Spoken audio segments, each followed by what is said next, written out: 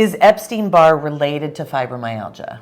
No. And there's a lot of false information about EBV or Epstein-Barr out there. People keep saying they have antibodies for EBV. But yeah, they're old antibodies. You're immune to it. I mean, you've developed immunity to it. It's not an indication that you have it. Yeah. If you have symptoms of fatigue and all that, it's probably vitamin, not EBV. Yeah. So Do you think this is a question we get asked in the front office, but this is my wife Denise talking. with the EBV, is that due to poor nutrition unknowingly? Could it weaken you and put you on that path? You're asking a multi-sided, complex question. Poor nutrition meaning reflected in In a CMA. CMA result, a vitamin panel result. Because it's low in lysine or low in glutathione specifically.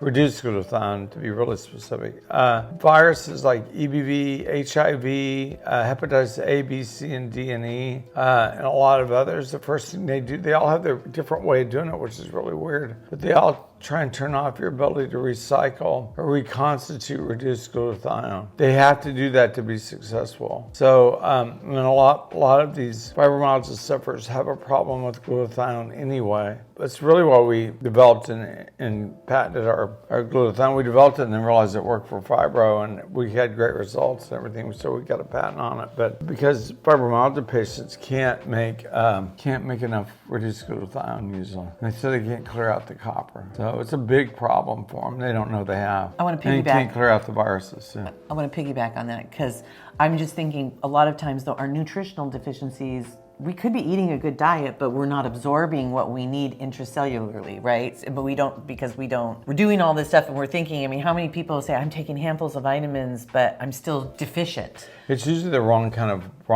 vitamin, wrong company, wrong way they made it. I mean, look at glutathione, they're 50 or 60 on Amazon, but they don't work at all. They don't work at all. Yeah. So, I mean, ours is on there, but we have patents on it because it works. Yeah. And we're the only patented oral glutathione on the planet. Right. But people might think they're eating a whole food diet and they're taking supplements, and so they wouldn't think necessarily that maybe they're nutritionally deficit because they're making an You're effort. rolling the dice every day, and if you vitamin C for a while or anything like that, suddenly you have scurvy.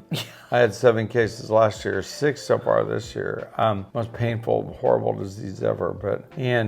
Or you just kind of get it. Eventually you flip over the edge of the cliff and you're in free fall with some vitamin that you're horribly deficient in. Right. And then I get you finally because you've been to 12, 15 different doctors and you're like, this guy deals in root causes. He'll figure it out. And I do figure it out. Yeah. That's how I got those 800 5-star reviews. So. Right. Or your doctors, I mean, I can't tell you how often I hear, and I know it was my personal experience, was, well, your labs are fine. Everything's fine. You're fine. They do a little set, it's a really narrow set of labs, CBC, CMP. Yeah, they're fine.